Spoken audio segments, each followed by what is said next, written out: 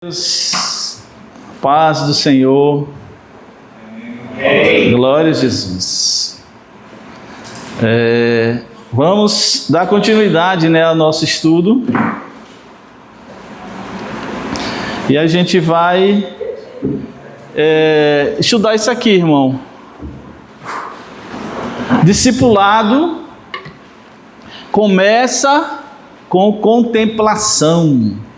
Esse é um livro de Samuel Whitefield, e eu estava dando uma olhada nesse livro, ainda não acabei, mas já li um bocado dele, e é um livro que tem umas coisas bem interessantes, e a gente vai compartilhar algumas coisas que a gente extraiu lá do livro, e coloquei algumas coisas também que eu penso, e aí ele coloca aqui no finalzinho, como ver Jesus muda nossas vidas. Quando você vê Jesus, sua vida é transformada, é mudada, Então a gente vai trabalhar essa ideia.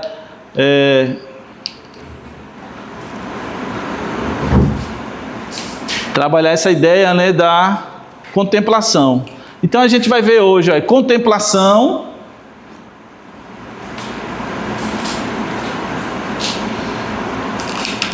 fascinação, beleza e deleite. Então a gente vai trabalhar essas quatro coisas, que é a contemplação, a fascinação, a beleza e o deleite, tá certo? No sentido de discipulado. Tem um negócio interessante nesse estudo de hoje, que se você e eu, a gente entender mesmo, a nossa vida realmente muda para melhor. Eu queria que você abrisse seu coração para você receber do Senhor. Está na Bíblia, coisa muito interessante, certo?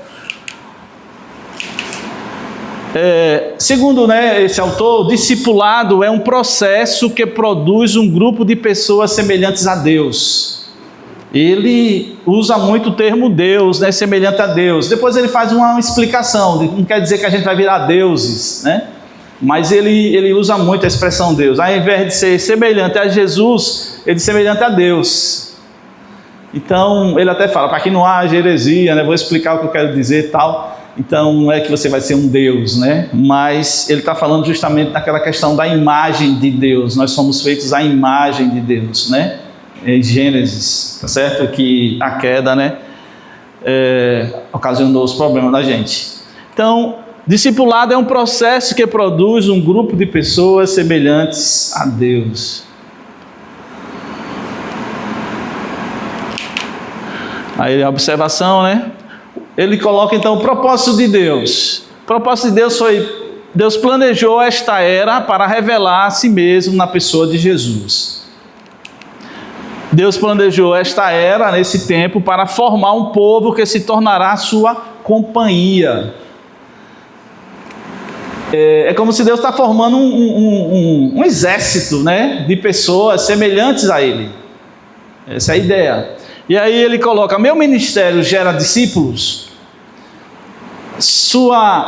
Você é pai, a sua paternidade gera discípulos. Você é mãe, você está gerando discípulos sendo mãe. Você é profissional, você está gerando discípulos. Então essa é mais ou menos essa ideia de que a nossa vida, tudo que diz respeito a nós, tem que gerar discípulos. Discípulos são pessoas, que vão querer ser semelhantes a Deus. Eu prefiro botar Jesus, mas ele usa esse termo, mas o sentido é o mesmo, certo? Pessoa de Jesus.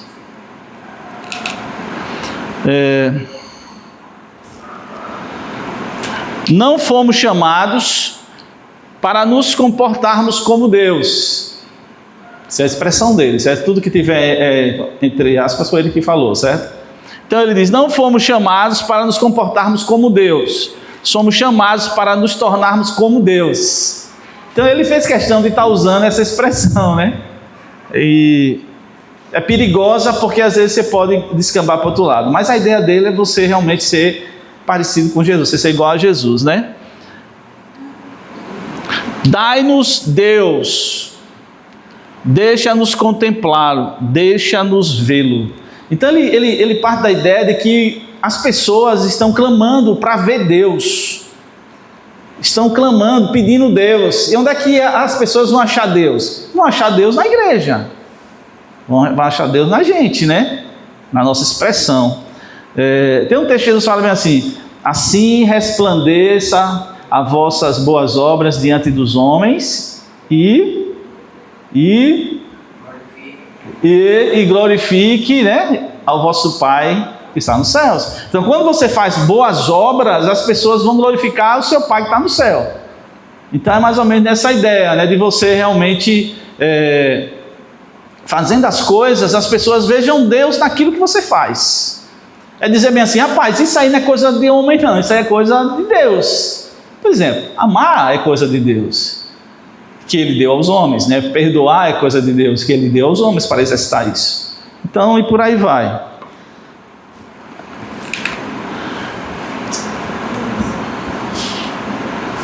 Porque os que dantes, é um versículo, né? Romanos 8, 29, Paulo fala assim: porque o que dantes conheceu, quem Deus conheceu antes, Ele também os predestinou para serem, o quê? Leia aqui comigo: conformes à imagem de seu Filho, a fim de que ele seja o primogênito entre muitos irmãos. Então, qual foi aqui nesse versículo, né, a predestinação de Deus para todos os cristãos?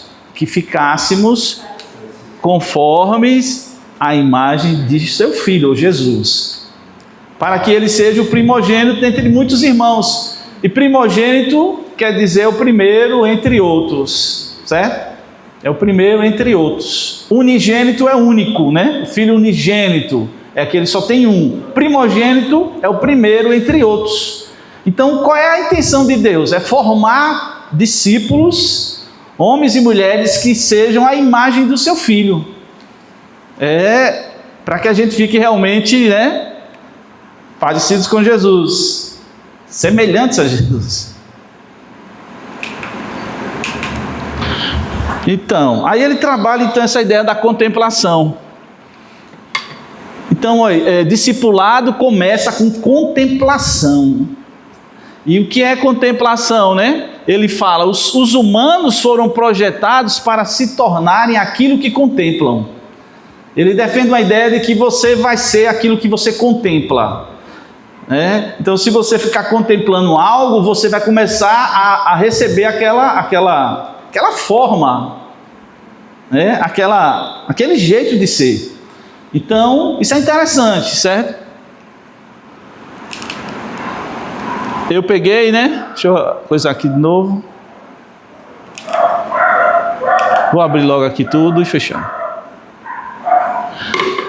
Em 1 João, capítulo 1, versículo 1, né? Tem lá a palavra contemplação, né? E essa palavra aqui, né? No original lá em 1 João 1, certo? E que quer dizer? Contemplação quer dizer olhar, observar, ver atentamente, aprender pelo olhar, ver com os olhos. Parece até estranho, vai ver, né? É ver com os olhos, perceber. Então essa palavra em João, 1 João, capítulo 1, versículo 1, né? Se alguém puder abrir para ler.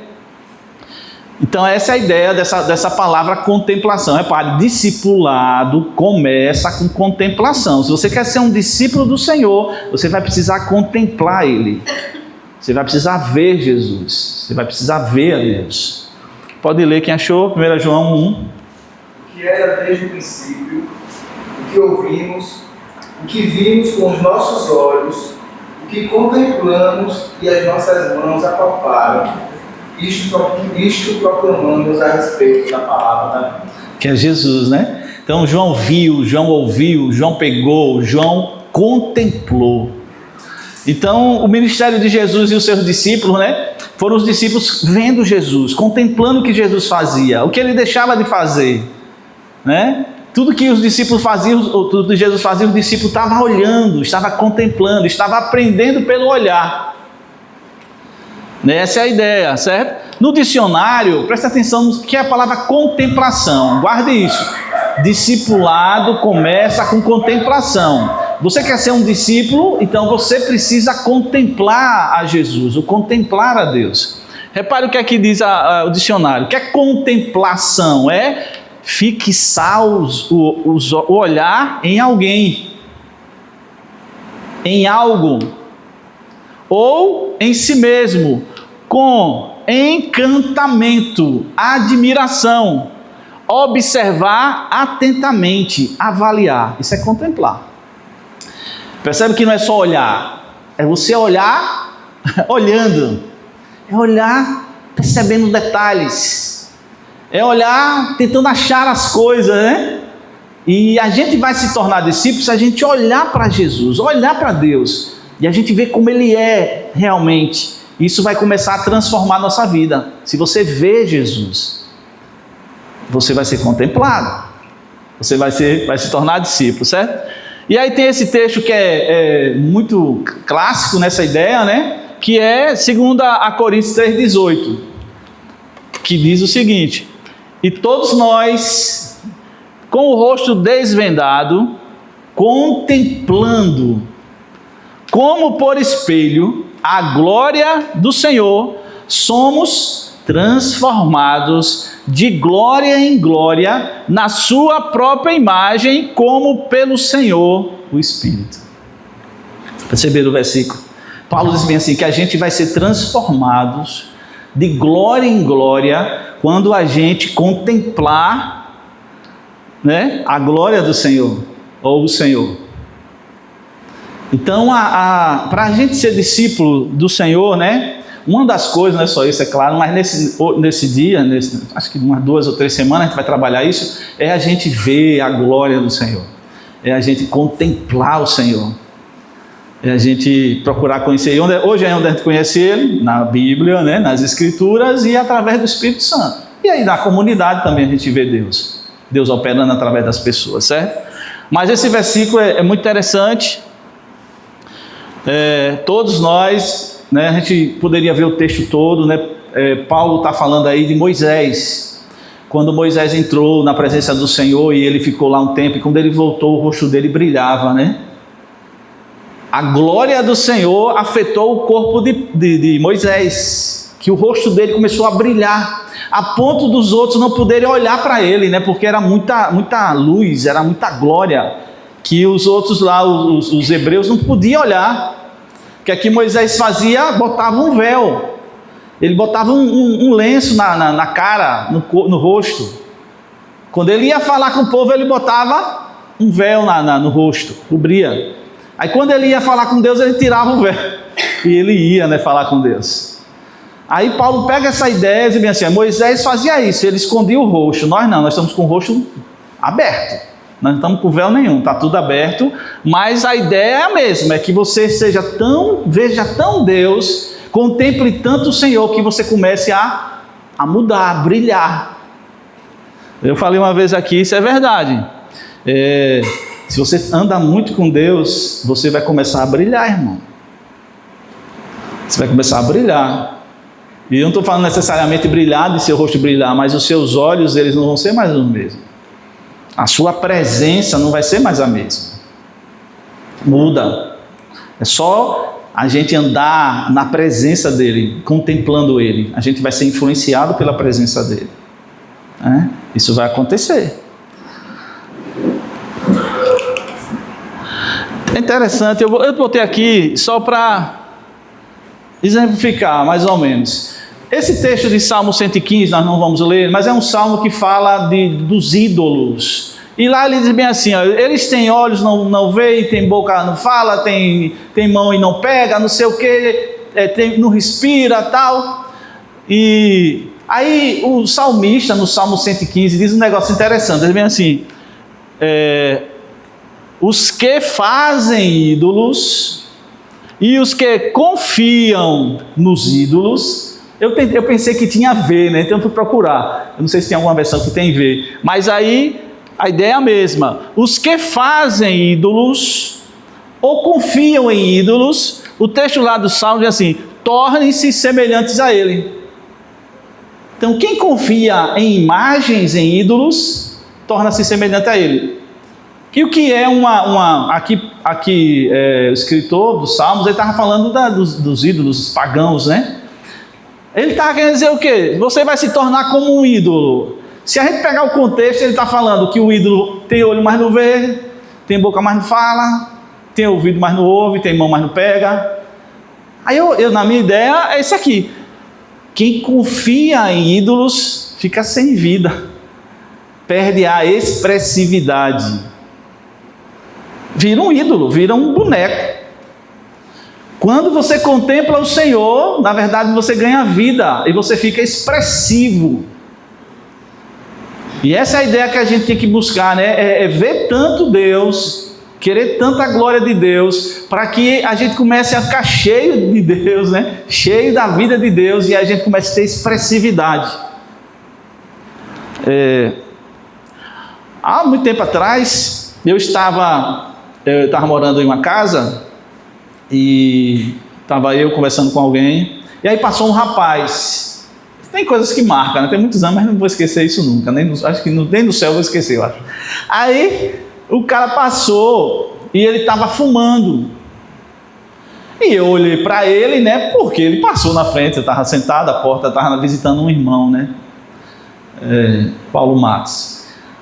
Aí eu estava conversando com o Paulo Matos, aí ele passou, e aí eu olhei porque ele passou, ele estava fumando, aí foi ele que me disse, que eu não vi nada, ele disse, depois ele chegou e me disse, rapaz, quando eu passei, você olhou para mim, eu olhei para você, que eu conhecia ele, né? Eu só olhei. Ele disse que deu uma agonia, que deu vontade, e ele jogou o cigarro fora. Aí eu nem fiz nada, nem estava ligado, nem imaginei, mas alguma coisa, né? Sei lá, foi Deus que fez ele sentir aquilo ali, ele jogou fora o cigarro, e ele depois me disse isso. E eu não falei nada, não pensei nada, não olhar, né, querendo que ele... nada disso. Mas é como se naquela hora alguma coisa de Deus em mim tocou nele. Tem algumas histórias, né, de alguns avivamentos de homens de Deus, acho que foi o Finney, ele entrar numa fábrica e as pessoas começarem, ele sem fazer nada, ele entra numa fábrica e as pessoas começam a cair chorando, e da presença de Deus que estava através daquele homem, e as pessoas começavam a chorar e se arrepender só com a presença de Deus que estava naquele homem, no fim. É mais ou menos isso. Se a gente contemplar Deus e ficar contemplando a Ele, irmão, quando a gente sai dali, a gente vai sair, sabe, com expressividade, com vida. E a gente precisa ser esses homens e essas mulheres. Nesses dias de grandes trevas, pense só, uma pequena luz já vai fazer uma diferença muito grande. Aí eu coloquei aqui, né, um outro texto muito interessante, a gente não vai comentar, mas depois vocês leiam, é o Gênesis 30. Do versículo 31 a 43, fala de Jacó e os rebanhos de Labão. Vocês lembram disso? Labão ficava enrolando a vida toda Jacó, né? Jacó enrolou e agora foi enrolar. Estava todo enrolado, ele todo ano enrolava. E aí Deus disse, Jacó, capa o gato, vai-se embora, volta para a terra. Só que o rebanho que ele tomava conta era do sogro, né? E aí ele disse, olha Labão, eu servi a você 14 anos pelas 2 mulheres, né? Você me enrolou aí. Tá. E agora? Aí Labão, o que é que você quer? Aí ele disse, não, vamos separar os rebanhos. E os rebanhos que nascerem listrados, malhados, e não sei o que lá, da cabra vai ser sua, e não sei o que lá dos bodes e tal. Ou seja, ele fez algo, ele fez um acerto com Labão. Labão ainda mudou 10 vezes, a Bíblia diz, o salário dele. Porque Labão via que o que ele fazia dava certo, claro que aí é a bênção do Senhor, né? Mas Labão mudou ele diz, Labão, você mudou 10 vezes o meu salário, ou seja, a forma de eu ganhar. Mas o que é que Jacó fez? A ideia que veio na cabeça de Jacó. Ele pegou umas varas, né? E ele fez listas na vara. Ele fez rasgo, né? Tirou a casca das varas. E aí ele botava, aonde o bicho ia tomar água e comer, ele botava a vara na frente. E aí o bicho ia lá, comia e tal, e ficava olhando para aquilo. Quando paria de acordo com o que ele botou na frente. Aí... um negócio impressionante. Aí quando vinha nascia um bichinho fraquinho, ele pegava, essa é dele, né? Botava para ele. Ou seja, aí Labão mudando e ele mudando as estratégias. Ou seja, e o que é que eu estou pegando isso, né? Para pegar a ideia, né, do autor, que você contempla, você se transforma. Você começa a contemplar, começa a olhar, contemplar, vai gerar algo em você. Por isso que se a gente contempla Deus, se a gente fica na presença de Deus, se a gente olha para Deus, aquilo ali vai começar a influenciar a gente, vai começar a trazer mudança, vai gerar em nós o que Ele é. O que Ele é, certo? Aí é uma ideia, né? Não estou dizendo que foi isso que... ali estava a mão de Deus, né? Abençoando Jacó, é claro, né? E sempre vai ter a mão de Deus. Mas foi uma estratégia interessante, né? Se você nunca prestou atenção, quando você lê, preste. Uma boa ideia de Deus. É uma boa ideia de Deus, né? Mas repare que o bichinho, né, paria de acordo com o que via. Né? Certo? É um negócio interessante. Aí eu coloquei aqui. Porque Deus não deixou uma imagem de Jesus? Ou Ele não fez uma imagem para si? Porque Deus não fez um boneco e disse bem assim, esse boneco aqui me representa, né? Esse boneco aqui me representa. Deus não fez. Ou porque não deixou escrito na Bíblia, né? Apesar que tem livros, tem não sei o que lá, dizendo que Jesus era assim, desse jeito, aquilo. Mas não está pelo menos na Bíblia, né? Que é o livro que a gente entende que é a palavra de Deus. Por que não deixou uma imagem de Jesus? Disse assim, Jesus tinha cabelo crespo, Jesus tinha olho claro ou tinha olho escuro, Jesus tinha tanto de altura. Porque nenhum evangelista, ninguém que andou com ele ali, dormia com ele tudo, nenhum registrou nada. Por que será, irmão? Por que será que Jesus não deixou, e nem Deus? Você não tem uma imagem de Deus. Deus pega lá os querubins, né? Mas os querubins, ele falava do meio dos querubins. Ou seja, não tem uma figura de Deus. Um dia Moisés disse, eu quero ver a sua glória. Moisés era sabido, viu? Filho da mãe sabido. Ele disse, eu quero ver a sua glória, Deus. Eu quero ver a sua face. Que eu sei que esse negócio aí tem resultado. Eu quero ver sua glória. Deus, não dá, meu filho. Você não vai aguentar, é muita glória. É muita glória. Você vai me ver por trás, né? Então ele passa, né? E Deus passa por ele, ainda bota a mão na cabeça dele, né? E diz bem assim, eu vou passar primeiro toda a minha bondade, aí depois eu boto a mão, depois eu tiro e você olha por trás. Então Moisés, ele viu Deus por trás, só Moisés. A Bíblia diz que ninguém pode ver Deus e ficar vivo, né? No sentido literal, de ver literal. A gente está falando de ver no sentido espiritual, né? Mas eu fiquei pensando, botei até aí para vocês refletirem também, por que será que Deus não fez uma imagem dele? Os povos antigos tinham os seus deuses, né? E o povo fazia uma imagem lá do Deus que ele achava que era, para representar o Deus. Não tinha. Tinha a arca, mas não era a Deus a arca. A arca era o lugar onde Deus se manifestava. Por quê, irmão? A preocupação de Deus não era passar para nós uma imagem física de Jesus, mas a imagem do caráter de Jesus. Por aí, eu também acho que tem a ver. Irmão, sinceramente, hoje, né, com a tecnologia, você prefere, eu sei que tem gente que prefere, mas geralmente, você prefere a foto ou o vídeo? O vídeo. Não, o vídeo é vídeo. Não, diga aí, você prefere a foto, você vai assim, ó, eu vou te dar uma opção, você vai ter uma foto, ou então eu vou fazer um vídeo, diz para você, o vídeo. Por quê? Porque no vídeo tem movimento.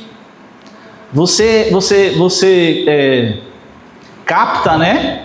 Detalhes. A foto é algo parado, é legal. Foto é um negócio muito bom, né? Mas é uma coisa parada, estática. É como uma imagem.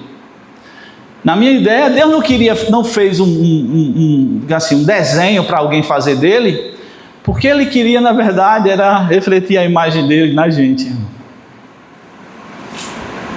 Ele queria refletir a imagem nos seres que Ele fez com tanto carinho, que foi o ser humano, para que o homem que se movimenta, que fala, que ouve, que expressa, pudesse mostrar Ele através disso, não de um negócio paradão lá. Ele queria uma coisa viva. Deus é Deus dos vivos. Quando Ele se apresenta a Moisés, diz assim, eu sou o Deus de Abraão, de Isaac e de Jacó. Ou seja, não sou Deus de morto, sou Deus do vivo. Fui Deus de Abraão, fui Deus de Isaac, fui Deus de Jacó. E essa é uma defesa, né, que na Bíblia lá na frente diz, Deus não é Deus de morto, Deus é Deus de vivo. E diante de Deus todo mundo está vivo no sentido de existindo, né? Mas eu acho que é por aí o caminho, é que Deus queria expressar Ele e Jesus, né, Porque senão, pense, se tivesse uma imagem de Jesus, vamos que Jesus fosse cabeludão, aí ia ser os crentes tudo cabeludo. E se fosse careca? Se Jesus fosse careca, aí ia ser os crentes tudo careca. Porque dizer, e se Jesus tivesse barba, como a gente acha que tem, né, por conta do contexto histórico lá, e todo mundo de barba, e na verdade ele quis expressar ele como é que ele diz? Na multiplicidade, né? Ou seja, um monte de gente diferente, mas que pode todos eles expressar a mesma imagem de Cristo. Penso eu que foi por isso que ele não deixou resistir. Isso era tão simples, não é não? Eu fico pensando aqui, era muito simples. Lucas, que era um historiador, Lucas poderia ter deixado detalhes do corpo físico de Jesus, né? E Lucas nem se preocupou com isso. O Espírito Santo disse, não vai botar esses negócios nada, pá. Ou seja, a gente chama bitolar, iria criar padrões, né? De como se assim, todo mundo fosse assim, daquele jeito. Deus não queria isso, Deus não quer isso. Deus quer sim, nas nossas diferenças, né? Homem, mulher, um mais calmo, um mais agitado. Deus queria nas nossas diferenças expressar a sua glória em todo mundo. E não em um objeto. Penso eu que é por aí.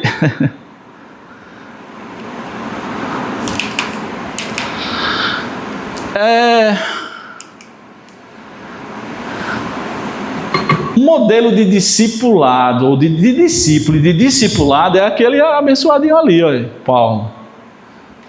Pense um homem que conseguiu captar, né? Um homem que conseguiu pegar a ideia de Deus, né? E viver como um discípulo. E foi o que ele falou lá em Coríntios, né? Que nós contemplamos ele e somos transformados de glória em glória na sua imagem. Paulo era, como é que eu digo, meu Deus? Assim, ele era apaixonado por Jesus. Ele tinha um negócio por Jesus quando ele foi salvo. Impressionante, né?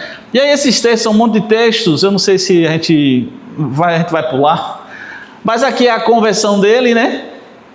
Atos 9 é um dos relatos. Quem já leu Atos, né, chegou em Atos 9, já viu o relato dele falando como ele se converteu, né, ele sai para pegar o povo de Deus e no meio do caminho, né, o cavalo tal, ele cai, a luz brilha, né, e a Bíblia diz que ele começou a resistir, a lutar, né, contra os aguilhões. Aguilhão era um ferro, certo, de furar bicho, e é como se Deus estivesse furando ele lutando. Mas quando ele se entrega, aí eles veem assim, quem é o Senhor? Aí Jesus disse, eu sou Jesus, a quem tu persegues. Jesus se identifica conosco. Se você perseguir um de Deus, você está me perseguindo, Jesus está dizendo. E ele, quem é o Senhor? O que é que você quer que eu faça? Jesus, faça isso. Então essa foi a conversão dele. Ele se converteu assim, passou 3 dias cego, em jejum, orando e já tendo visão.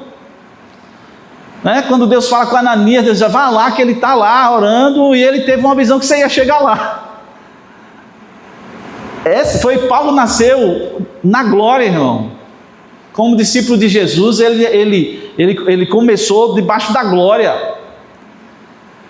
Deus se revelou para ele, foi um homem especial, e Deus se revelou para ele. Aí esses textos falam, né, essas coisas. Meu Deus, eu não ler só um ou outro aí, irmão? Lá. Vamos ver aqui, Efésios 5, acho que eu sei, né? Como os filhos amados, eu acho. Escolha um aí, leia. Só um. Porque a hora está correndo, né?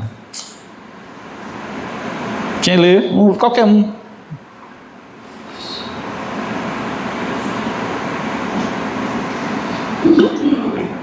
Bora. E Deus seja de modo que vocês não se tornem negligentes, mas imitem aquele que, por meio da fé e da paciência, recebem a herança prometida. Alguns acham que Hebreus foi Paulo que escreveu, né? E o autor acha, né? Eu vou ter aí mais certeza, né? Bom, depois vocês lêem esse texto, leia um aí. Quem pegou outro? Jesus 5:1. Portanto, sejam imitadores de Deus, como filhos amados. Teve um outro texto que ele fala assim, sejam meus imitadores como eu sou de Cristo. Aí eles dizem assim, sejam imitadores de quem? De Deus. Como filhos amados, imite Deus. Claro que a gente conhece Deus em quem? Em Jesus. Mas a ideia é você ver que Paulo diz, imitem Deus, sejam imitadores de Deus. Se você é filho de Deus, você vai ter que ter jeito de Deus, né? Assim, você vai refletir o que o seu pai tem, a herança. Aí para aqui, ó, aí ele fala assim, né? Quando tiver entre aspas, foi o... Leia. 4, 15 e 16. Leia. Embora possam ter 10.000 tutores em Cristo, vocês não têm muitos pais, pois em Cristo Jesus eu mesmo os gerei por meio do Evangelho. Portanto, suplico-lhes que sejam meus imitadores. Então ele tinha, né, essa autoridade, dizer bem assim, me imitem. Mas por quê? Porque ele imitava Jesus, né? Ele imitava o pai dele, que é nosso pai também, Deus. Aí essa frase, aí ele fala, não são seres humanos melhores, mas um povo como ele. Deus não foi feito à nossa imagem, mas nós a ele. Quando Deus criou o homem, eles façamos o homem à nossa imagem e semelhança. E não Deus, eu não sou, aqui que ele falou, Deus não é semelhante a mim, sou eu que tenho que ser semelhante a ele. Então essa é a ideia, né? E aí é Jesus, quando a gente pensa aí, pensa em Jesus, semelhante a ele. Eu preguei em Areia Branca, né, e da mensagem lá falando sobre Deus, como o homem vê Deus, e aí o homem quer um Deus à sua imagem.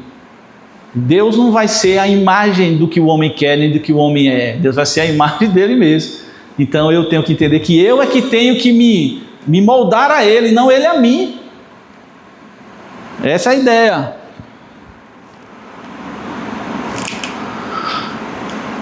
Discipulado não é, essa é a ideia do autor, discipulado não é preparar pessoas para ir para o céu.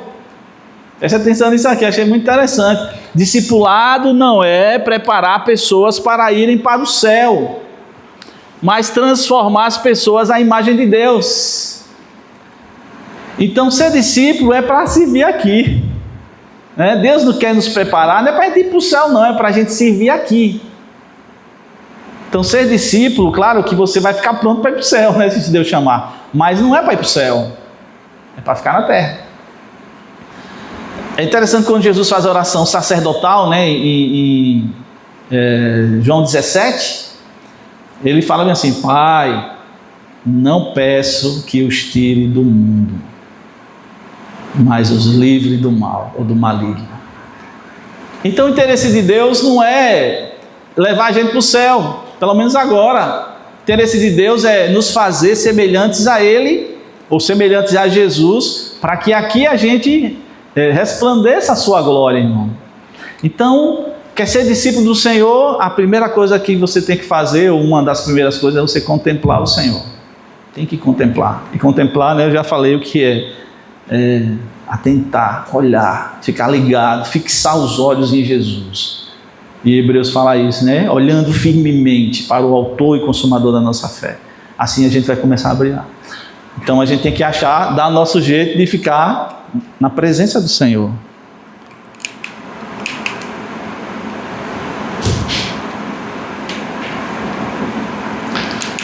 Deixa eu abrir mais. Até aí. Então, fomos chamados a nos tornarmos como Jesus. É interessante isso aqui, ele faz umas colocações. Somos formados para nos tornarmos como Jesus, não apenas agir como Ele.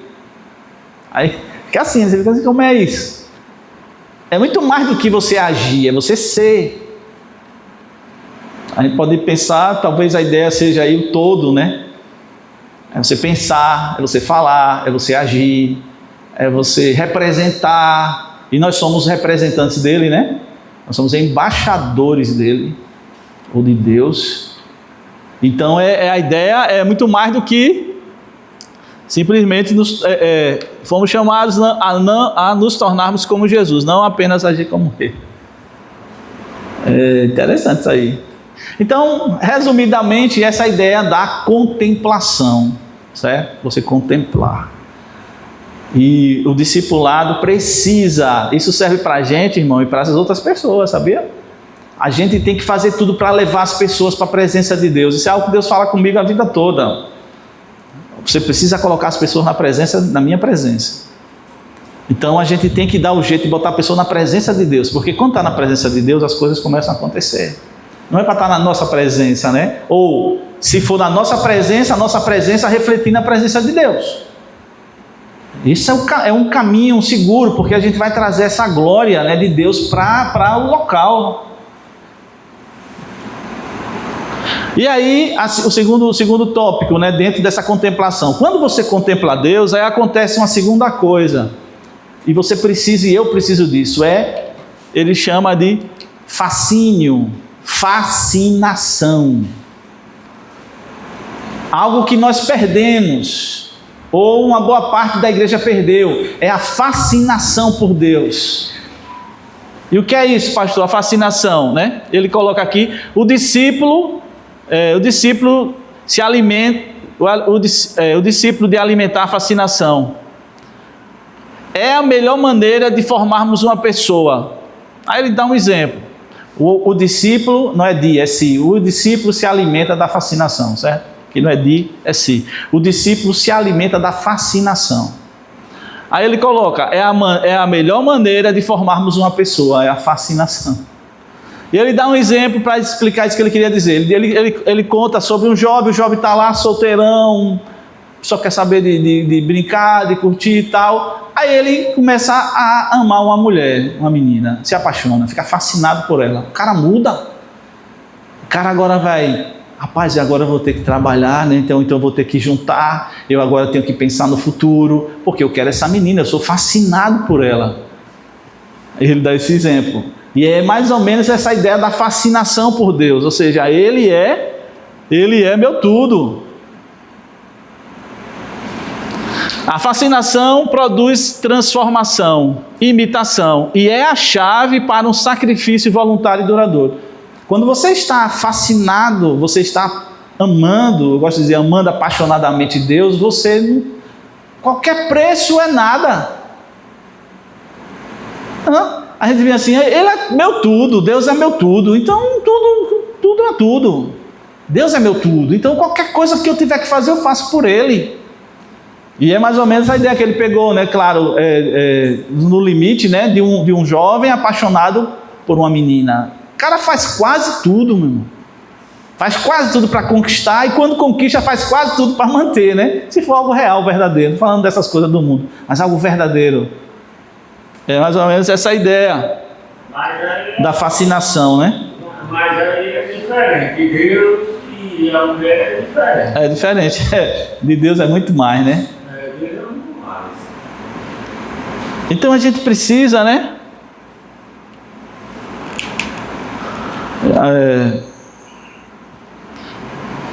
Jesus. Eu coloco aqui, né, para a gente tentar entender a fascinação. O que é fascinação, né? Fascinação. O que é fascinação? Fascinação, irmão, olha. Preste atenção nessa questão aqui. Fascinação. O que é fascinação? Fascinação é um encanto irresistível que algo ou alguém exerce sobre nós. É algo irresistível que alguém ou algo exerce sobre nós. É algo forte. E a ideia é qual é a influência de Deus na minha vida. Até onde? Isso vai depender de como eu vejo Ele, né? Eu contemplei Ele e eu fiquei fascinado, eu fiquei apaixonado. Eu disse, Deus, eu quero o Senhor, eu preciso conhecer o Senhor.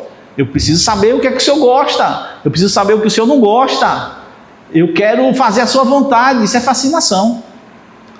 E a igreja perdeu um pouco disso, ou seja, a gente faz o que a gente acha que Deus gosta e não o que Ele gosta. A gente não sabe os desejos de Deus, e é uma coisa que eu vejo em Davi, eu já falei aqui. Davi, o rei Davi, ele conseguia ler, vamos dizer assim, o coração de Deus. Davi, ele conseguia ler o coração de Deus. E essa é a ideia, a gente tem que tentar ler o coração de Deus, conhecer a Deus por dentro. Como faz isso, pastor? O Espírito Santo vai fazer isso com você, vai lhe dizer. O Espírito Santo gosta de falar quem é Deus para você, sabia? Para mim, é porque a gente não pergunta nem espera Ele responder. Mas você já parou alguma vez na sua vida e você parou assim um momento de oração e você disse: Deus, o Espírito Santo, eu quero que o Senhor conte para mim umas coisas aí do meu pai.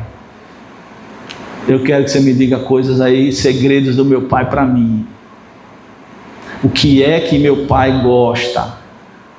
Eu quero saber, Espírito Santo. O que é que ele quer de mim? A gente não faz isso. A gente não tem essa intimidade. A ideia aqui, na verdade, é a intimidade, né? Então, fascinação é um encanto irresistível que algo ou alguém exerce sobre nós. É uma atração intensa e misteriosa que nos faz sentir uma forte admiração ou desejo por algo ou alguém. Quando estamos fascinados por algo, somos capazes de dedicar tempo, energia, recursos para explorar e entender melhor esse objeto de fascinação. Então o crente, o discípulo tem que estar assim, ele tem que estar, eu quero conhecer, eu quero saber, eu quero saber. Por que é que o Senhor me faz tão bem? Tem uma música assim, o que é que fazem os anjos se prostrarem, né? O que é que os anjos veem que os fazem se prostrar, né? O que é que os anjos veem que o fazem cantar santo? Por que é que os anjos cantam santo para Deus? Já parou para pensar nisso? Por que é que os serafins, segundo a visão de Isaías, ficavam dizendo sem parar: Santo, Santo, Santo é o Senhor dos exércitos. Toda a terra está cheia da sua glória, é isso mesmo? Mas se não for esse outro texto, toda a terra está cheia da sua glória. Pense, irmão, você contemplar isso e você começar a dizer: Deus, o Senhor você é santo, o Senhor é santo. O Senhor é santo. Não é o que a gente entende de santo, é ver o santo. Dos meus olhos viram o Senhor, os profetas diziam. Eu vi o Senhor. Isaías disse: eu vi o Senhor. Ele não viu o Senhor como a gente sabe, né? Assim, a presença ali, mas ele viu a glória do Senhor. Ele disse: eu vi o Senhor. E eu vi que os serafins estavam cantando santo, santo. Depois faça um exercício em casa, pare e diga assim: Ô Espírito Santo, por quê? Porque Deus é tão santo assim, santo, santo, santo, é santíssimo. Por quê? O que é que faz Deus ser tão santo assim? Porque o Pai Nosso começa, como é que o Pai Nosso começa? Pai Nosso que está nos céus, santificado seja o vosso. Por que Jesus ensinou a orar assim? Então, a ideia dessa, digamos assim, desse jeito de fazer discípulo é levar a gente para a sala do trono, é levar a gente para a presença dele. E aí você vai gastar sua energia, seus recursos, seu tempo. Perceba como a gente está um pouco aquém, irmão, a gente está atrás. Qual é o tempo que a gente dedica a Deus? Não estou falando a obra de Deus. A gente dedica a obra de Deus. Vou fazer isso para Deus, eu vou preparar uma mensagem para Deus, vou não sei o que lá para Deus. Mas você se dedicar a Deus, a Ele. Deus é uma pessoa. Ok? Deus é uma pessoa. E uma pessoa tem vontade, desejo, direção própria, autoconsciência e tudo mais que a gente tem, Deus tem, só que Ele tem perfeito, a gente tem limitado. Então a ideia, se a gente quer crescer nisso, é a gente ver assim: eu quero conhecer Ele, eu quero, porque Ele é muito mais do que eu imagino, e eu quero achar esse negócio. Deve ser isso, entendeu? Mas como é que vai acontecer isso? Vai acontecer se você estiver fascinado por Ele, se você tiver, sabe, aquela coisa, dizer: Ele, é o meu rei, é o meu rei. Né? Às vezes a gente admira homens, até homens bons, a gente admira, sei lá, até coisa que não deve admirar, e a gente não admira Ele. E por isso a gente é um pouco influenciado por Ele. Aí vem a terceira coisa que tem a ver, que é a beleza.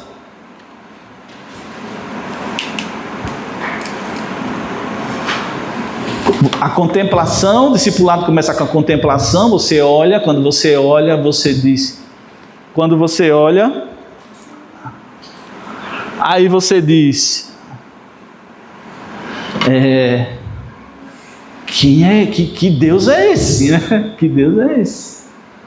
Aí você, rapaz, ele é demais. Aí você diz, ele é belo, ele é bonito. Às vezes eu vejo umas irmãs, hoje eu mudei mais, mas eu vi umas irmãs assim, Jesus, cheiroso, que mais? Cheiroso, como é? Lindo, Jesus, eu ficava assim, porque parece que desce ao nosso nível, né, de emoção. Só que hoje eu já penso diferente, eu digo, porque as irmãs são mais para fora, emotiva, né, e a gente é um pouco para dentro. Mas, se você não admira Jesus, se você não se fascina por Ele, se você não vê Ele como belo, perfeito, você não vai valorizar, irmão. Né?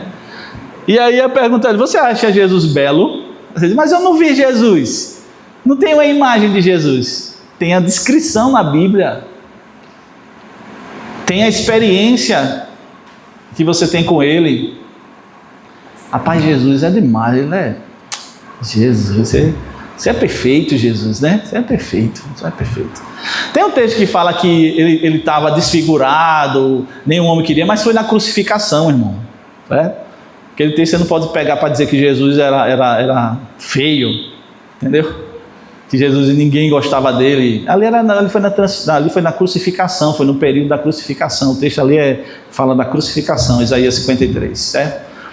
Realmente ele ficou totalmente desfigurado, ficou terrível, ficou feio mesmo, todo esculambado com o corpo de Jesus. Mas aí voltando para cá. Apocalipse já ele glorificado, né? Mas até a morte feia, cruenta de Jesus, ela é bela. Sabia? Quando o pessoal estava dizendo assim, quem vai abrir os selos, quem vai desatar, e todo mundo chora, não tem ninguém. Aí quem é que chega? O cordeiro, como morto.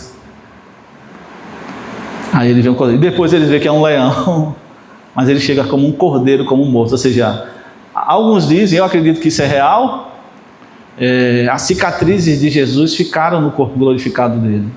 Mas no Apocalipse filho a palavra.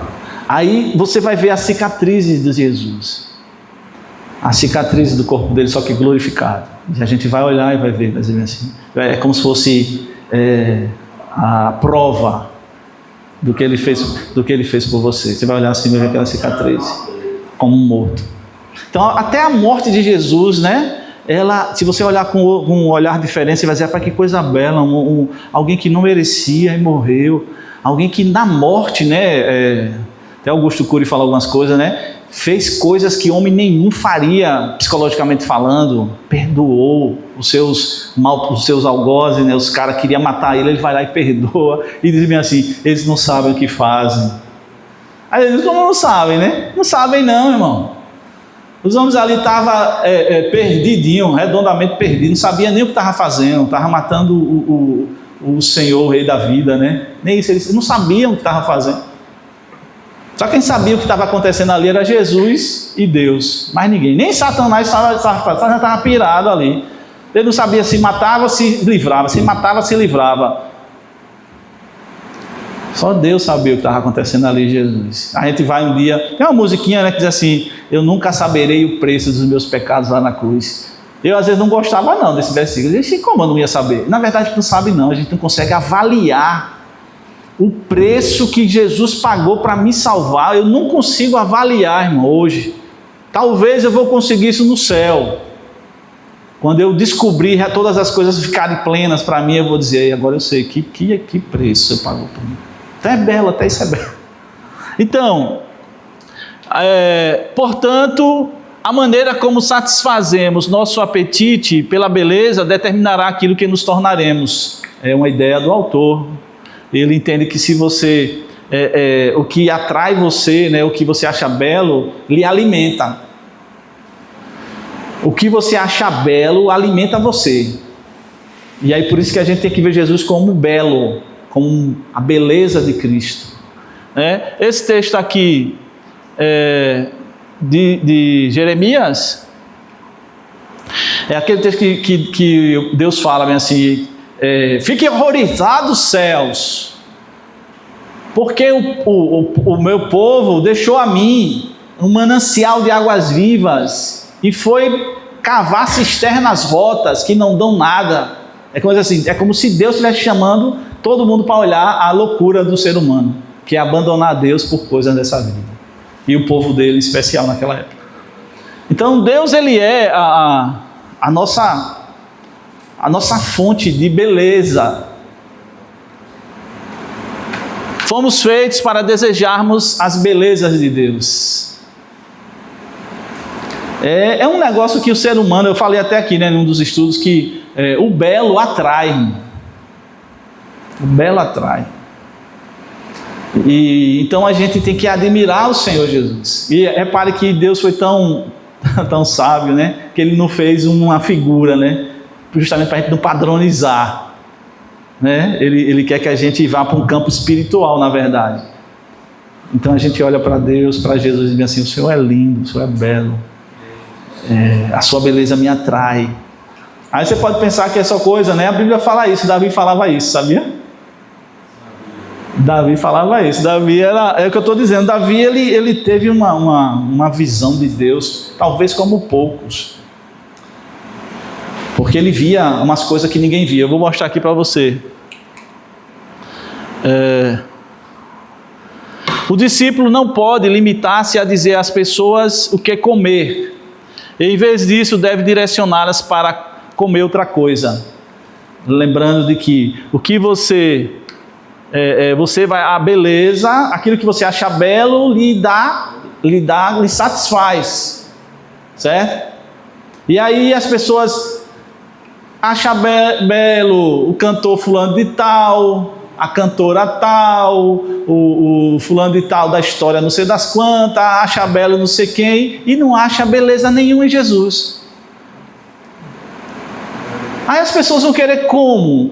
E aí isso depende da gente, a questão da contemplação, né, do fascínio, porque a gente vai revelar isso. Aí, irmão, você vai falar de Jesus, você fala como se ele fosse uma coisa desprezível. A gente fala dele como se ele fosse mais um. E ele não é mais um, ele é o único. E aí, inclusive hoje eu digo isso porque isso é de Deus mesmo, não tem ninguém igual a Jesus. Ninguém. E aí a gente tem que falar de Jesus, rapaz, ele é o que tem de mais perfeito que existe. Não existe mais nada do que isso não. Ele foi e é a pessoa mais maravilhosa. Ele me chama a atenção. Jesus me cativa. O que ele fez me cativou. Ou seja, é fazer essa fonte aqui de amor por Deus voltar, irmão. Entendeu? Para quando você falar de Jesus, as pessoas dizem assim: rapaz, você parece que você fica babando quando você fala. Quando você fala do seu filho, você vai falar do seu filho para alguém, você baba, seus olhos brilham, você diz: é meu herdeiro, é minha menina, eu fico feliz em vê-lo fazendo isso, né? Ou a sua mulher, o seu marido, ele é o colírio para os meus olhos. Ele é, sei lá, é o sol em uma noite sombria. Aí você vai fazer poesia, você começa a inventar coisa para ser humano, irmão. E eu não estou dizendo que você não possa fazer isso não, nem deva, mas a gente não faz isso para Deus, entendeu? Parece que Deus é um conhecimento, como é que diz? É um objeto de uma história.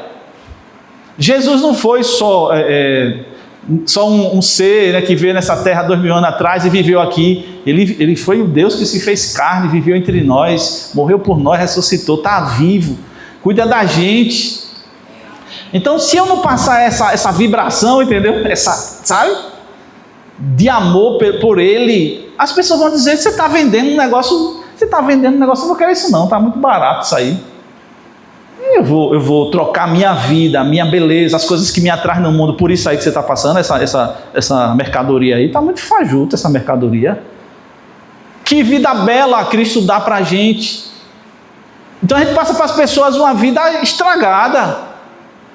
A gente fala de Jesus como se Jesus fosse um negócio de segunda categoria.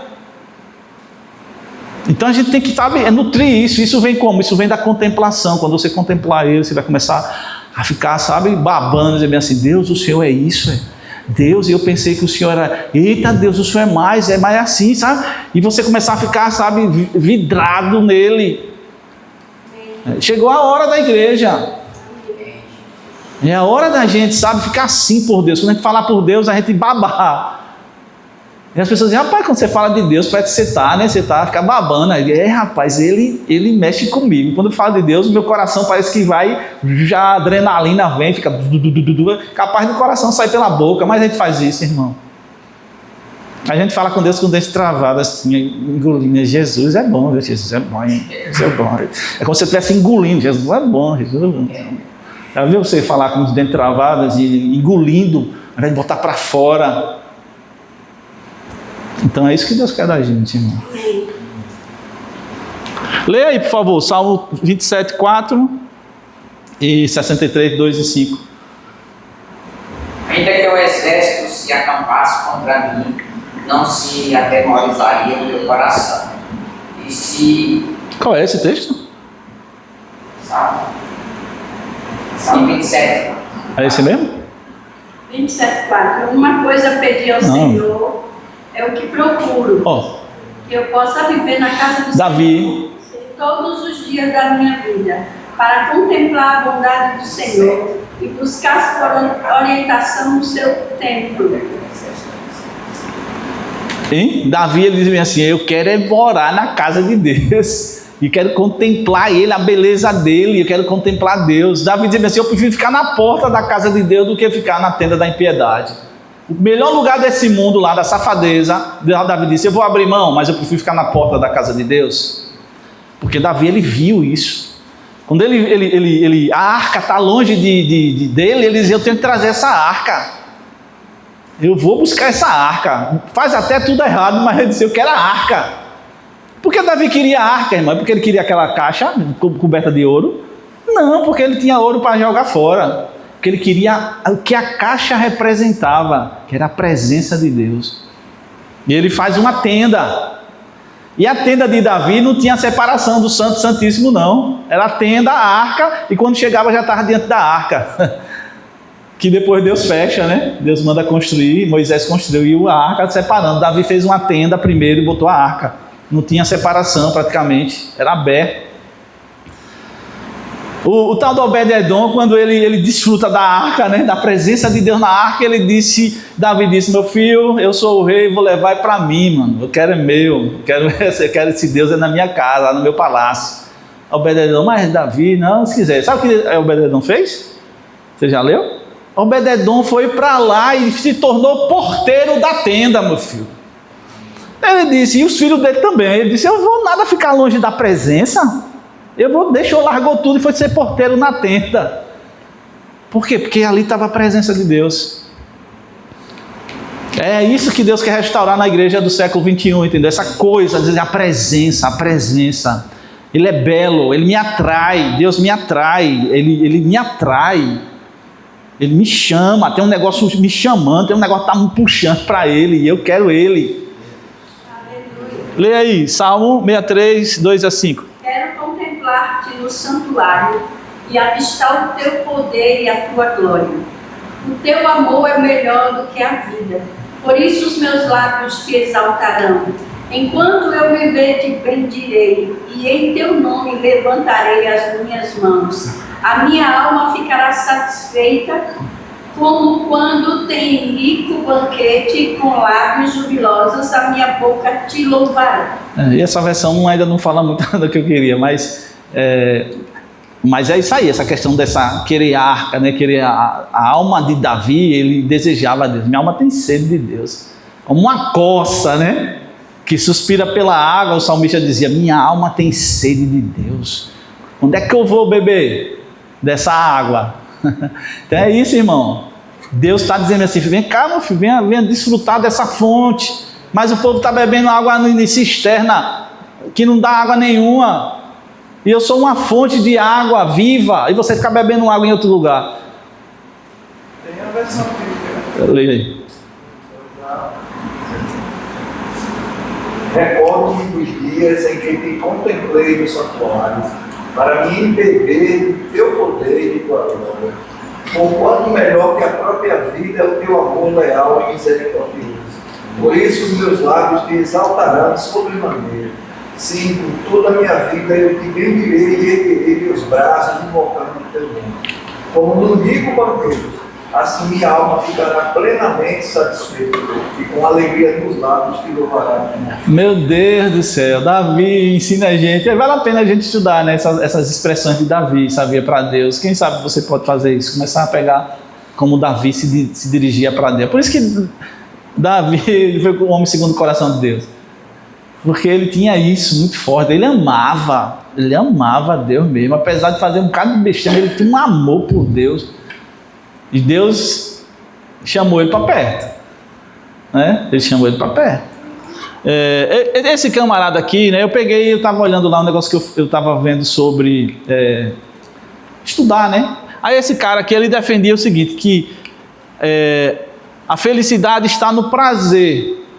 A razão, segundo esse cara, Epicuro, ele dizia assim, a razão seleciona o prazer duradouro, sereno e espiritual. Por que eu botei esse negócio aí?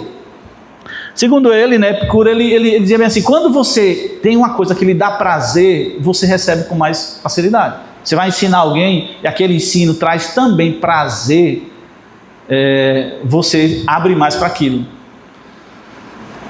Salmo 1 vem assim,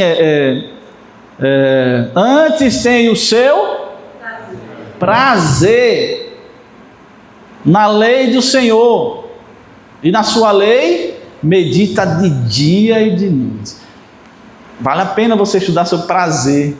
Servir a Deus não é ruim, irmão, não é triste, tem esses momentos, claro, mas servir a Deus tem muito mais prazer do que desprazer, se é que tem, né? Se você for olhar bem, mas tem mais prazer em ser de Deus do que ser do mundo, ou não? Se não, é melhor ir para o mundo, é o que os caras dizem aí. Cara, eu tenho mais prazer. Por quê? Porque o homem foi feito também para prazer, para beleza, para essas coisas. Então servir a Deus não vai fazer você ficar, como é ruim ficar sede de Deus, vou para a igreja hoje, meu Deus, vou para a igreja, que coisa chata, vai demorar, o pastor conversa demais e tal. Não, você vai dizer que coisa boa, meu irmão, lá vai estar meus irmãos, lá Deus vai estar ali, não é que Deus não está com você em casa não, tá, mas lá vai estar pelo menos 2 pessoas pensando em Deus, e eu quero ver se alguma coisa lá Deus vai fazer naquela hora lá. É assim, sabe, que a gente tem que renovar isso, e não cumprir tabela de vir para a igreja porque está marcado terça, não sei quanto, não, é porque você quer Ele. E se 2 atrai mais do que 1, você então se 3 atrai mais do que 2, eu quero. Se tiver 1000 que atrai mais, eu quero 1000. É mais ou menos por aí, irmão. A gente tem que renovar isso, pedir ao Espírito Santo que renove isso na gente, sabe? A alegria de ser cristão, a alegria de servir ao Senhor, a alegria de dizer assim, eu sou um cristão, eu sou um seguidor de Cristo, eu quero ser igualzinho a Ele, tomara que eu consiga. Ele é a minha inspiração.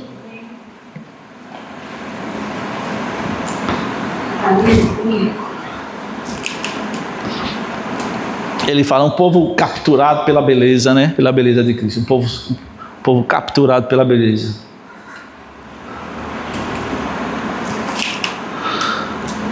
A grande necessidade da nossa época é um povo que contemple a beleza de Deus por meio do Espírito e esteja satisfeito.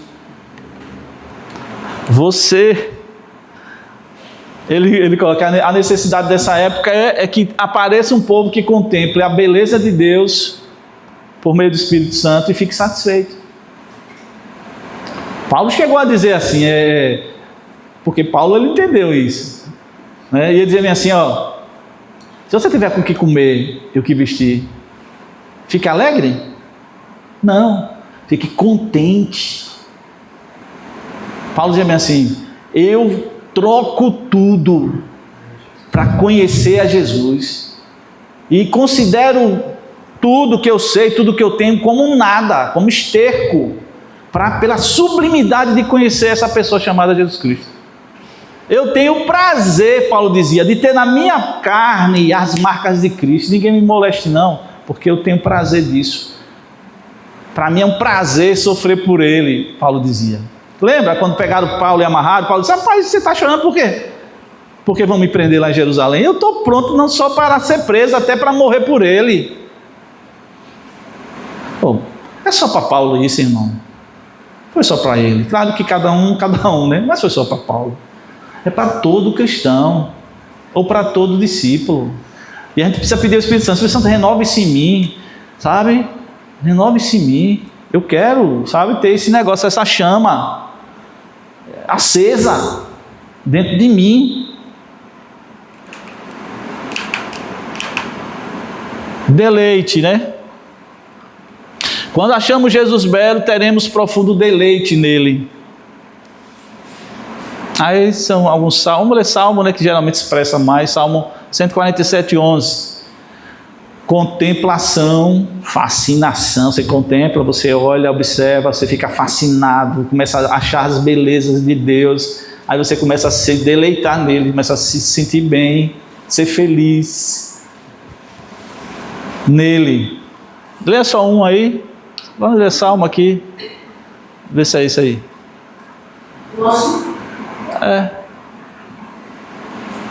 É isso mesmo? O Senhor se agrada dos que o temem, os que colocam sua esperança no seu amor leal. Amém. Pode ler outro, vamos ler outro, algum outro.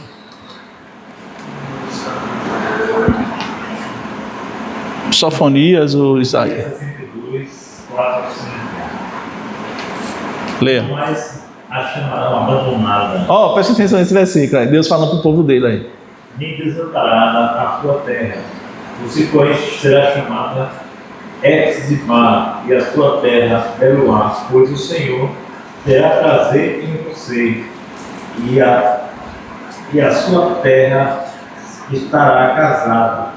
Assim como uma jovem se casa com a sua noiva, assim como um jovem se casa com a sua noiva, os seus filhos se casarão com você. Assim como um noivo se regozija por sua noiva, assim o seu Deus se regozija por você.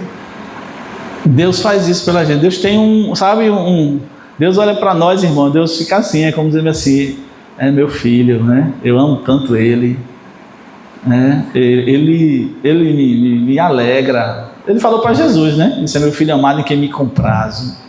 E ele disse para você, sabia? Ele diz assim: eu gosto muito desse meu filho. Ele tem um jeito assim, meio atrapalhadinho umas horas, mas eu gosto muito dele. Ele é um escolhido. E eu estou fazendo uma obra linda nele.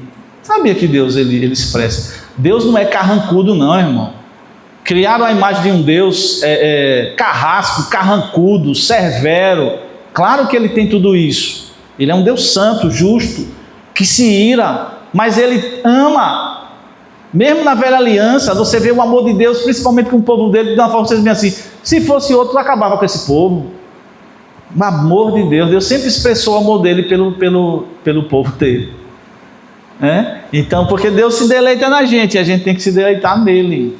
Mas também Deus é justo. Deus é justo. Vou abrir aqui.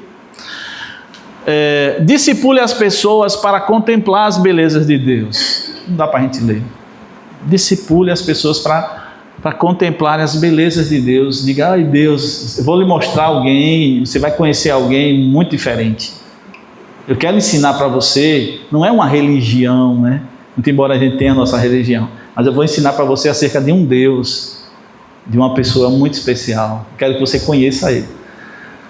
Quero que você conheça Deus. O pouco que eu conheço, eu quero que você conheça. A adoração e a oração são meios para encontrar Deus, né? Então a adoração e a oração são meios, não são fins.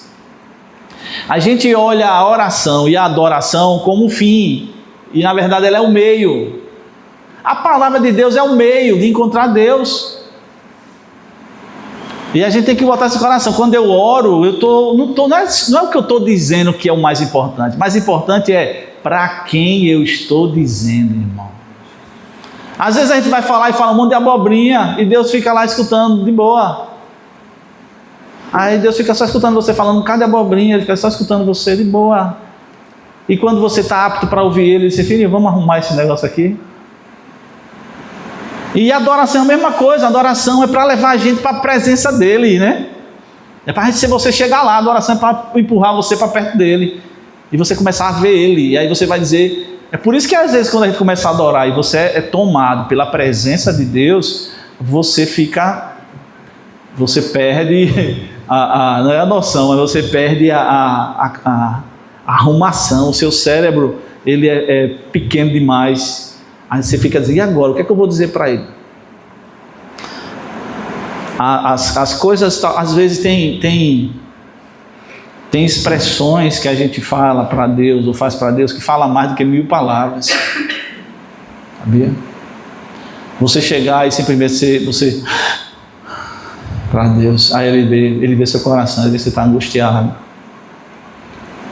Fala mais do que você dizer, Deus, eu estou angustiado, a angústia, não sei o que lá, tá? Você fazer um relatório para Deus. A gente pensa, irmão, que Deus precisa do nosso relatório, que Deus precisa ser guiado, que Deus precisa, eu preciso ensinar para Deus como é que faz as coisas.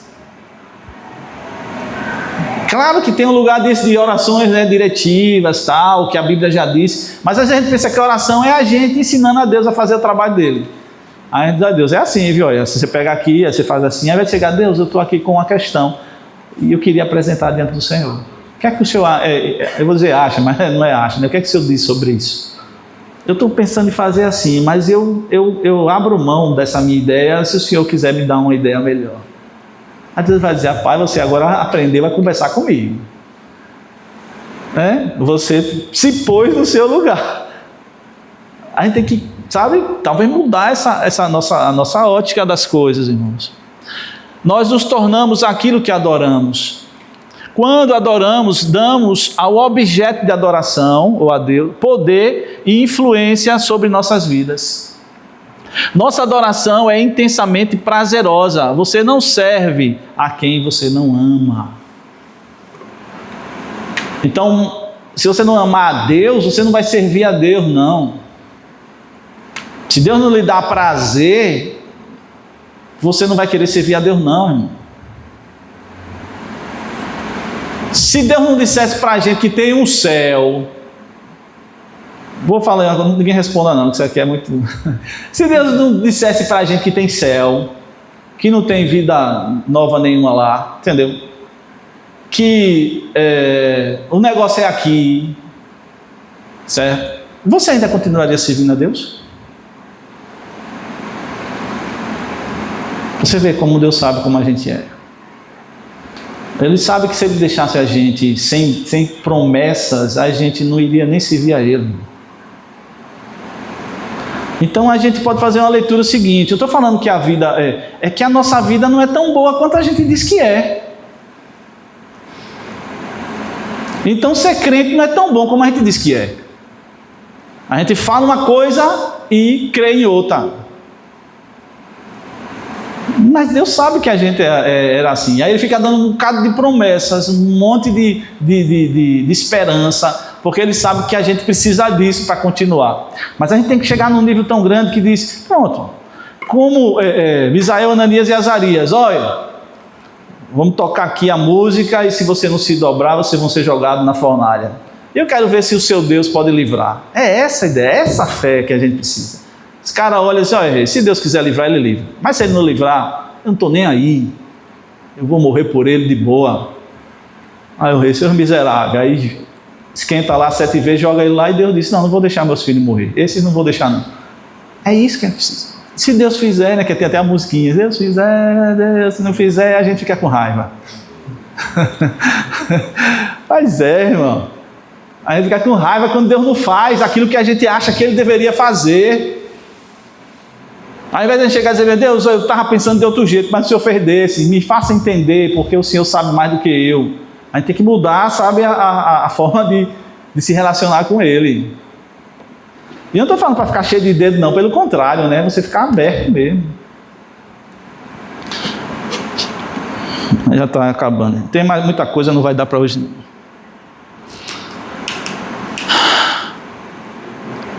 Só mais um pouquinho. Vou abrir aqui e a gente encerra aqui. Há um tempo atrás eu fiz essa mensagem aí, tem muitos anos. E a mensagem é o que acontece quando encontramos o Senhor, baseado nesses textos aí. Texto de Êxodo 3, de 1 a 11, Isaías 6, de 1 a 8 e Lucas 5, de 1 a 10. Êxodo é quando Moisés, né, vê a sarça queimando e não se consumindo, e Deus fala com ele. Texto de Isaías é quando Isaías entra no templo e ele vê o Senhor, e vê os serafins, e ele fala que vai perecer porque ele está com lábios impuros e habita no meio de um povo tudo errado, né? E lá é quando Jesus faz a pesca maravilhosa, que os discípulos ficam, Pedro principalmente, ficam tudo, ai Deus, afaste-se de mim, o Senhor é pecador, tal. E aí o Senhor chega e diz, rapaz, calma, negócio, calma, rapaz, fique tranquilo. Vocês agora vão ser pescadores de homens. E o que é que esses 3 textos têm em comum? E eu digo, tem tudo a ver com essa ideia da contemplação. E eu fiz isso há muitos anos atrás. Aí eu digo, olha pai, tem a ver. Primeira coisa que a gente vê nesses 3 textos é uma experiência de fascinação. Esse cara tudo assim. Moisés viu aquela sarça queimando, mas não se consumindo. Ele disse, que é isso? Aí se virou para ver. Já pensou, você vê um fogo queimando um pau e o pau não se queimando? Aí ele disse, que negócio é esse? Ele ficou todo fascinado, né? Ele fica fascinado. Quando ele fascinado, aí vem a outra experiência de transparência. Deus disse, tira a sandália dos seus pés, que o lugar é santo. E aí tal, e ele cai, né? E se prostra lá diante de Deus. Aí bate o temor, né? Ele vê, tá, esse negócio é muito grande, começa a ficar com temor, e aí Deus comissiona ele. Vá salvar o meu povo. Eu vi a aflição do meu povo. Repare, Deus novamente se identificando com o povo dele, como Jesus fez com o Saulo. Você está me perseguindo, rapaz. E aí Deus chega e diz assim, eu quero livrar o meu povo da aflição, meu povo está sofrendo. Deus se identificando com o povo dele. Em Isaías é a mesma coisa. Isaías vai lá, vê a glória de Deus, fica fascinado, a igreja treme e vem uma fumaça, e vem um bocado de coisa, ele fica todo agoniado, e serafim voando para tudo que é lá, ele fica fascinado. Aí ele, transparência, ele diz assim, eu vou morrer, eu sou um homem pecador, e eu falo demais, eu falo um bocado de coisa errada, e estou habitando no meio. Aí Deus, calma, manda o serafim e tal, né? E vem o temor, né? Que ele ficou com medo, o temor, e aí Deus disse, a quem enviarei? E quem há de por nós? Aí ele disse, eu vou. Deus, então vá, e faça isso. Mesma coisa com a pesca maravilhosa. Quando Jesus faz aqueles peixes vindo de uma hora para outra, eles ficaram tudo abismados, e diz, que é isso? A gente pescou a vida toda e nada de peixe, a noite todinha nada de peixe, ficaram tudo fascinado, irmão. E é essa fascinação, rapaz, o que Deus fez e faz na vida da gente, tem que fazer a gente ficar fascinado por ele, sabe? Dizendo assim, e abrir os olhos mesmo, eita! Né? Só que aí vem as outras coisas, né? Aí vem a transparência, porque quando a gente vai para a presença de Deus, a luz dele brilha na gente, a glória dele, e a gente começa a ver até coisa na gente que tem que ser tirada. Aí a glória vem, aí bate o temor, você diz, eita Deus, eu vou morrer. Deus, o Senhor me aceita assim mesmo. Deus diz, vamos ajeitar esses negócios. Aí depois ele diz, filho, vai fazer a obra, rapaz, vai discipular e comissiona a gente. É isso que Deus quer da gente, irmão. Deus lhe trouxe hoje aqui para dizer, filho, eu tenho um negócio tão grande para você que você nem imagina, mas você não está vindo buscar, eu quero que você venha buscar aqui na minha mão. A porta está aberta, né? Hebreus fala que a gente pode entrar na sala do trono pelo novo e vivo caminho, isso é pelo corpo, pelo sangue de Jesus. Você pode entrar na sala do trono, não tem mais nenhum impedimento. O que é que impede a gente de a gente ir para a presença de Deus? Pecado? Sangue de Jesus purifica de todo o pecado.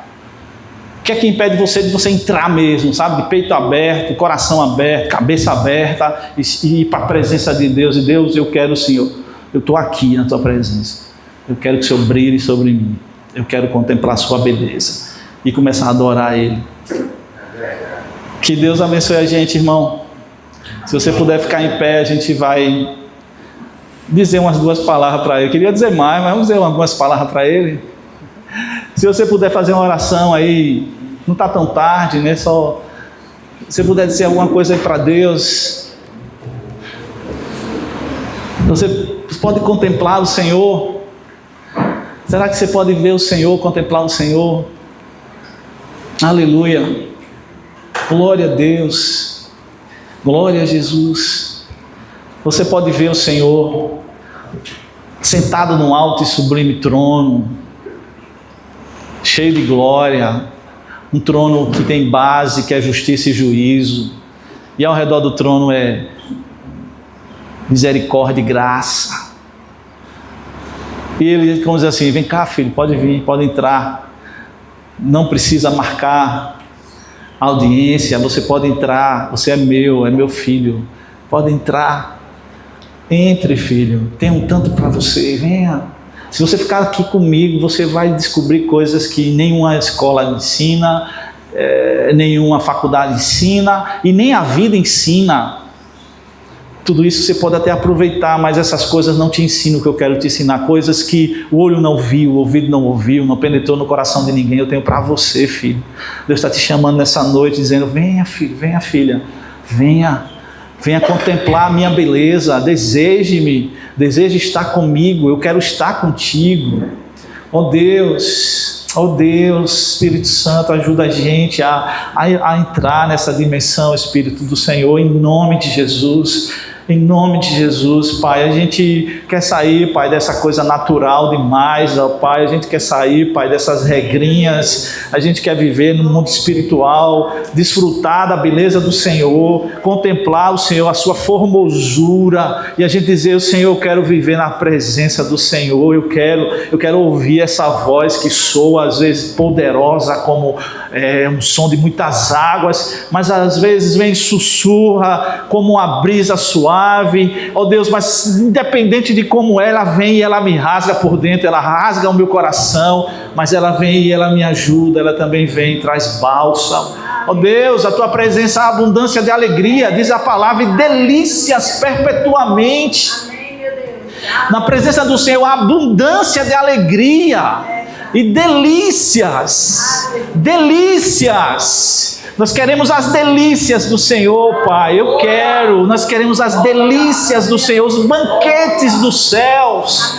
Nós não estamos cheios desses banquetes da terra, Senhor. Nós queremos os banquetes do céu, Pai. Faz, Senhor. Chega, Deus, em nome de Jesus, na minha vida, na vida dos meus irmãos. Nós queremos isso aqui, ali, além, em casa, na rua. Ó Deus, nós queremos essas delícias. Queremos derreter o nosso coração de amor. Ó Pai, nós queremos, ó Pai, como aquela figura da mulher que vê o Senhor meter a mão entre a frecha da porta. Ela diz, meu amado botou a mão da frecha da porta, eu sou do meu amado e meu amado é meu. Deus, a gente quer isso, renova isso em mim, renova isso em nós, faz isso em nós, Pai. Nós queremos isso, nós desejamos isso. Eu sou do meu amado e meu amado é meu amado está lá no pasto e eu vou lá atrás dele porque eu quero ficar onde o meu amado está. Senhor, faz isso, Senhor, faz isso em nós, a sua igreja do século 21.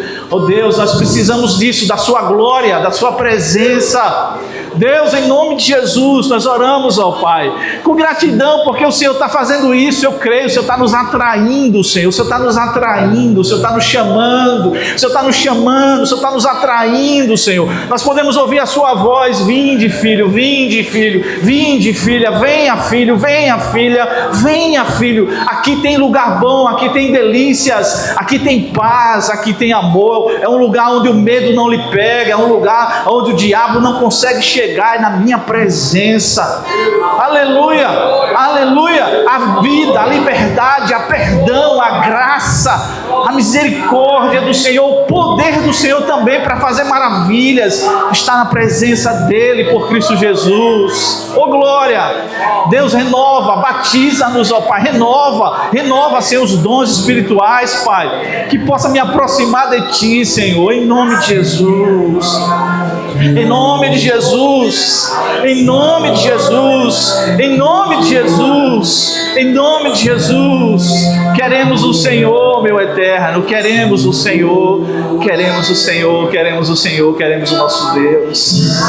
Aleluia. Aleluia. Aleluia. Amamos o Senhor. Amamos o Senhor. Amamos o Senhor. Amamos o Senhor. Amamos o Senhor. E queremos amar mais, ó Pai. Queremos que esse amor possa se desabrochar, Deus, em nome de Jesus. E a gente possa, Senhor, sei lá, Deus, beijar a Tua face. Beijar a Tua face, Senhor. Ouvir, Deus, o pulsar do seu coração, Pai. Quem sabe como Davi conseguir entender coisas que estão aí dentro do seu coração, Pai. Oh Deus, nós acreditamos nisso, Pai. Aleluia, aleluia. Obrigado pela unção que despedaça todo o jugo, Senhor. Obrigado porque a sua presença traz graça. É melhor do que a vida, o salmista falou. É melhor do que a vida. A sua graça é melhor do que a vida, Senhor. Aleluia, aleluia. Seja adorado, eterno. Seja adorado, eterno. Seja adorado, eterno. Seja adorado, eterno. Seja adorado. Seja adorado, eterno. Seja adorado. Seja adorado, eterno. Oh, glória, seja adorado. Obrigado, Senhor. Obrigado, Senhor. Obrigado, Senhor. Obrigado, meu eterno. Obrigado, Senhor. Obrigado, Senhor. Obrigado, Deus. Seja louvado, Senhor. Aleluia. Oh Deus, rios de águas vivas. Espírito Santo, ajuda a gente. Espírito Santo, ajuda a gente. Espírito Santo, ajuda a gente. Espírito Santo, Espírito Santo, ajuda a gente. Sopra, Espírito Santo, move, tira os entulhos hoje.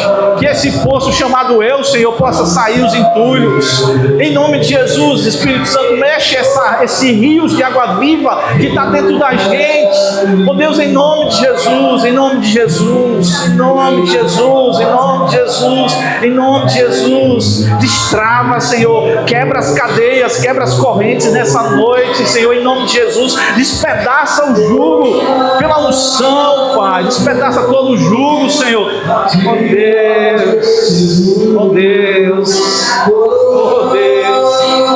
Aleluia, aleluia, aleluia, aleluia. Aleluia, te amamos, Senhor. Pai, obrigado, Senhor. Obrigado, Senhor. Obrigado, Senhor. Obrigado, Senhor. Obrigado, Senhor. Graças te damos. Aleluia. Oh, aleluia. Aleluia. Chama-nos, ó Pai. Chama-nos para o teu aconchego, Pai. Chama-nos para o teu aprisco, Senhor. Em nome de Jesus. Em nome de Jesus. Aleluia. Oh Deus. Obrigado, Senhor. Em nome de Jesus. Amém, queridos. Oh, glória. Deus abençoe. Aleluia. Glória a Deus. Glória a Deus. Glória